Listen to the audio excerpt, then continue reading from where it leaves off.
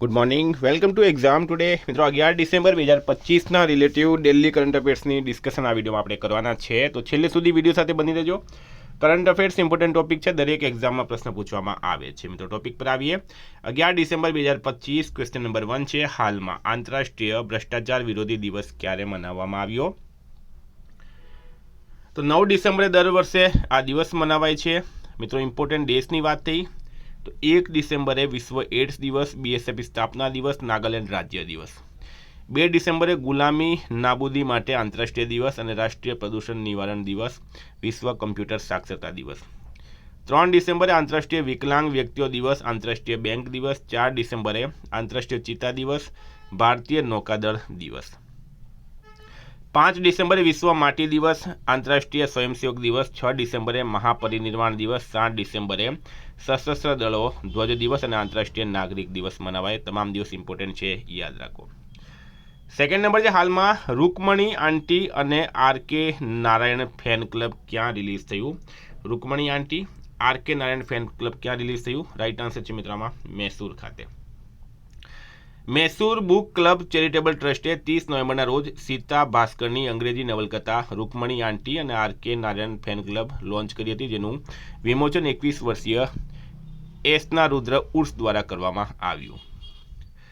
3 number છે, હાલમાં ટાટા ગ્રુપે કોની સાથે સેમિકન્ડક્ટર બનાવવા માટે કરાર કર્યો? તો મિત્રો ટાટા ગ્રુપ દ્વારા ઇન્ટેલ સાથે સેમિકન્ડક્ટર બનાવવા માટે કરાર કરવામાં આવ્યું છે. ભારતના સેમિકન્ડક્ટર ક્ષેત્ર માટે એક સીમાચિહ્ન રૂપ સિદ્ધિમાં ટાટા ઇલેક્ટ્રોનિક્સ અને ઇન્ટેલ કોર્પોરેશને ભારતમાં ચીપ ઉત્પાદન અને પેકેજિંગ સહયોગને સંયુક્ત રીતે શોધવા માટે એક સમજૂતી કરાર એમઓયુ પર હસ્તાક્ષર કર્યા. આ સમજૂતી કરાર ગુજરાતના ધોલેરા અને આસામના ગુવાહાટીમાં ટાટાની નવી સુવિધાઓનો ઉપયોગ કરીને ભારત માટે ઇન્ટેલના સેમિકન્ડક્ટર ઉત્પાદનોમાં વધારો કરશે. 4 નંબર છે, 2025માં ગૂગલ પર સૌથી વધુ સર્ચ થયેલા ટોપ 10 સ્થળોમાં ગુજરાતનું કયું સ્થળ છે?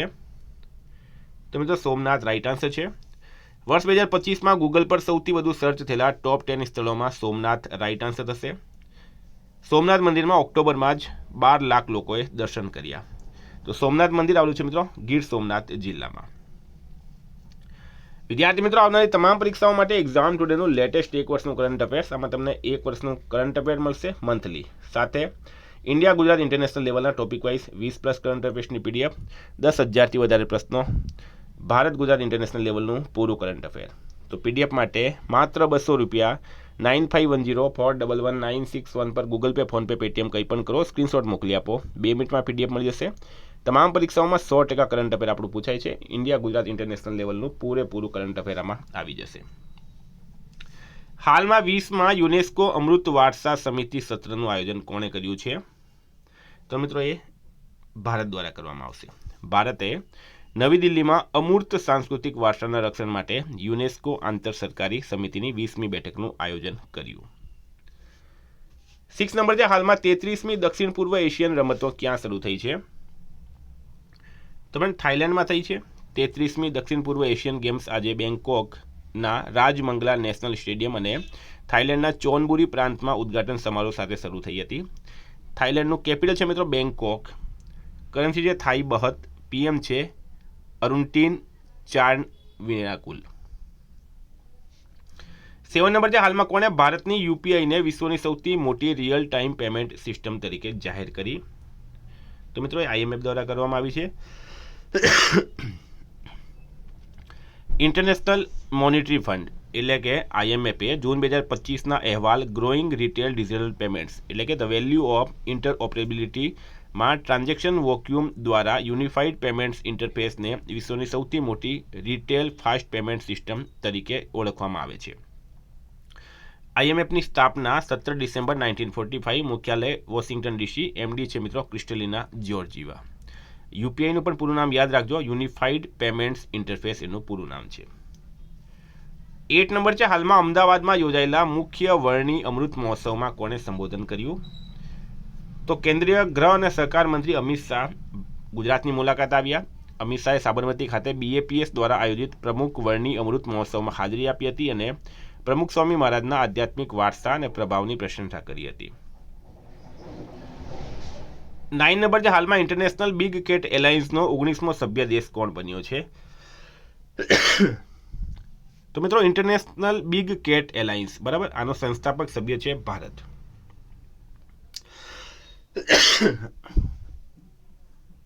તો હવે પ્રશ્ન છે 19મો સભ્ય દેશ કોણ બન્યો? તો મિત્રો રશિયા બન્યો છે. તો આંતરરાષ્ટ્રીય બિગ કેટ એલાયન્સ એનો સભ્ય બન્યો છે રશિયા. તો રશિયા વિશે થોડીક માહિતી આપો મિત્રો.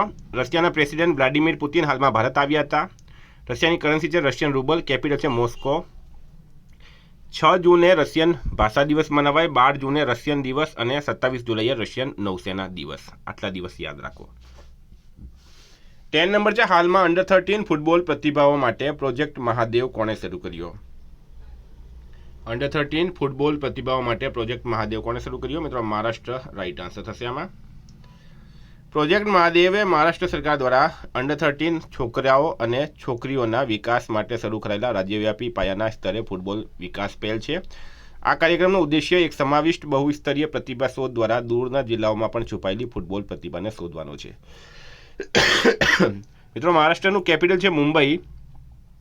સીએમ દેવેન્દ્ર ફડણવીસ, રાજ્યપાલ છે આચાર્ય દેવવ્રત. હાલમાં કોને ગ્લોબલ હ્યુમેનિટેરિયન એવોર્ડ મળ્યો છે? તો અનંત અંબાણીને. અનંત અંબાણીને ગ્લોબલ હ્યુમેનિટેરિયન એવોર્ડ શાના માટે મળ્યો? અનંત અંબાણી જે વન્યજીવ સંરક્ષણ પ્રોજેક્ટ વનતારાના સંસ્થાપક છે, બરાબર, આ વનતારાના સંસ્થાપક છે. તેમને તાજેતરમાં ગ્લોબલ હ્યુમેનિટેરિયન એવોર્ડથી સન્માનિત કરવામાં આવ્યા. પ્રતિષ્ઠિત એવોર્ડ મેળવનાર તેઓ સૌથી નાની ઉંમરના પ્રથમ એશિયન બન્યા છે. ગ્લોબલ હ્યુમન સોસાયટી યુએસએ, જે વિશ્વનું સૌથી જૂનું પશુ કલ્યાણ સંગઠન છે, એના દ્વારા આ એવોર્ડ આપવામાં આવ્યો. વનતારા પ્રોજેક્ટ અનંત અંબાણીએ ગુજરાતમાં દુનિયાના સૌથી મોટું વન્યજીવ પુનર્વસન કેન્દ્ર વનતારા ખોલ્યું હતું. હાલમાં મિશન વોટરશેડ પુનરુત્થાન ક્યાં શરૂ કરવામાં આવ્યું? તો નાગાલેન્ડ રાઈટ આન્સર થશે. સરકારે નાગાલેન્ડમાં જળાશયોને પુનર્જીવિત કરવા, જમીન પુનઃસ્થાપિત કરવા અને સમુદાયની ભાગીદારી સાથે જળ સંચયને પ્રોત્સાહન આપવા માટે મિશન વોટરશેડ પુનરુત્થાન વોટરશેડ મહોત્સવ શરૂ કર્યો. નાગાલેન્ડનું કેપિટલ છે કોહિમા. સીએમ છે નેફ્યુ રિયો, રાજ્યપાલ છે અજય કુમાર ભલ્લા. હાલમાં પ્રાણી કલ્યાણ માટે ગ્લોબલ હ્યુમેનિટેરિયન એવોર્ડ કોણે જીત્યો? તો મિત્રો ફરી એક વખત અનંત અંબાણી રાઈટ આન્સર છે. અનંત અંબાણી કરજો, અંબાજી નહીં. હાલમાં કયું રાજ્ય મતદાર યાદી ને સંપૂર્ણપણે ડિજિટાઇઝ કરનાર પ્રથમ રાજ્ય બન્યું છે? તો મિત્રો રાજસ્થાન રાઈટ આન્સર છે આમાં. મતદાર યાદીને સંપૂર્ણપણે ડિજિટાઇઝ કરનાર પ્રથમ રાજ્ય બની ગયું છે રાજસ્થાન. રાજસ્થાને સ્પેશિયલ ઇન્ટેન્સિવ રિવિઝન હેઠળ મતદાર યાદીઓનું 100% ડિજિટાઇઝેશન હાંસિલ કર્યું, જે આવું કરનાર ભારતનું પ્રથમ રાજ્ય બન્યું છે. રાજસ્થાનનું કેપિટલ છે જયપુર. સીએમ છે ભજનલાલ શર્મા, રાજ્યપાલ છે હરિભાઉ કિશનરાવ બાગડે. મિત્રો એસઆઈઆરનું નામ યાદ રાખજો, કારણ કે અત્યારે બહુ ચાલ્યું છે. સ્પેશિયલ ઇન્ટેન્સિવ રિવિઝન છે. હાલમાં ભારતે વિશ્વનું સૌથી ઊંચું યુદ્ધ સ્મારક ક્યાં ખોલ્યું છે? તો એ ગલવાન ઘાટીમાં ખોલવામાં આવ્યું. રક્ષામંત્રી રાજનાથ સિંહે લદ્દાખના દુરબુક શ્યોક ડીબીઓ રોડ પર સૌથી ઊંચા યુદ્ધ સ્મારકનું ઉદ્ઘાટન કર્યું છે. 2020માં ચીન સાથેના ગલવાન અથડામણમાં શહીદ થયેલા 20 સૈનિકોને શ્રદ્ધાંજલિ આપે છે. હાલમાં બાબા આદવનું 95 વર્ષની ઉંમરે અવસાન થયું છે. તેઓ કોણ હતા? તો એક સામાજિક કાર્યકર્તા હતા બાબા આદવ. એમનું 95 વર્ષની ઉંમરમાં નિધન થયું છે. મહારાષ્ટ્રના શ્રમ અને સામાજિક ન્યાય ચળવળોના અગ્રણી કાર્યકર અને પીઢ સમાજવાદી નેતા ડૉક્ટર બાબા આદવનું ગઈકાલે સાંજે પુણેમાં અવસાન થયું છે. 17 છે તાજેતરમાં વિશ્વનો સૌથી યુવા સત્તાવાર રીતે રેટેડ ચેસ ખેલાડી કોણ બન્યો છે? વિશ્વનો સૌથી યુવા સત્તાવાર રીતે રેટેડ ચેસ ખેલાડી કોણ બન્યો? રાઈટ આન્સર છે મિત્રોમાં સર્વજ્ઞસિંહ કુશવાહા.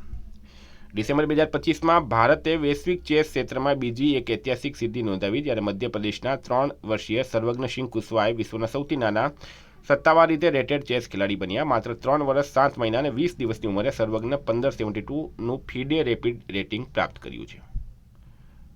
તો મિત્રો આ હતા કરંટના પ્રશ્નો. વાત કરીએ ડિવિઝનની. તો 10 ડિસેમ્બર 2025 પર આપણે આવી ગયા. હાલમાં આંતરરાષ્ટ્રીય નાગરિક ઉડ્ડયન દિવસ ક્યારે ઉજવવામાં આવ્યો? 7 ડિસેમ્બરે. કયા રાજ્યમાં ધોરણ 9 થી 12ના વિદ્યાર્થીઓ માટે મુખ્યમંત્રી ભારત દર્શન યોજના શરૂ કરવામાં આવી? બિહાર રાઈટ આન્સર છે. ફોર્મ્યુલા 1 વર્લ્ડ ચેમ્પિયનશિપ કોણે જીતી છે? લેન્ડો નોરિસે. તાજેતરમાં મોસાદના આગામી પ્રમુખ તરીકે કોને નિયુક્ત કરવામાં આવ્યા? તો રોમન ગોફમેન રાઈટ આન્સર છે. ભારત ક્યાં સ્ક્વેશ વર્લ્ડ કપની મેજબાની કરશે? ચેન્નઈમાં. કોના જીવન પર આધારિત પુસ્તક આઈ લાઇક ચેલેન્જીસનું ગુજરાતી સંસ્કરણ પ્રકાશિત થયું? આનંદીબેન પટેલ રાઈટ આન્સર છે. કયા દેશના વૈજ્ઞાનિકોએ 12 અબજ વર્ષ જૂની અલકનંદા ગેલેક્સી શોધી કાઢી? ભારતે. 5 વર્ષીય પશુધન રસીકરણ અભિયાન ક્યાંથી શરૂ થયું? તો એ તાંજાનિયાથી થયું. હાલમાં ભારત અને નેપાળ વચ્ચે સંયુક્ત અભ્યાસ સૂર્યકિરણની 19મી આવૃત્તિ ક્યાં પૂર્ણ થઈ? પિથોરાગઢમાં. ગુજરાતમાં બનાસ ડેરીના બાયો સીએનજી પ્લાન્ટનું ઉદ્ઘાટન અમિત શાહે કર્યું છે. કઈ એરલાઇન્સ કંપનીએ પોતાની ફ્લાઇટો રદ કરતા હોબાળો મચ્યો? ઇન્ડિગોએ.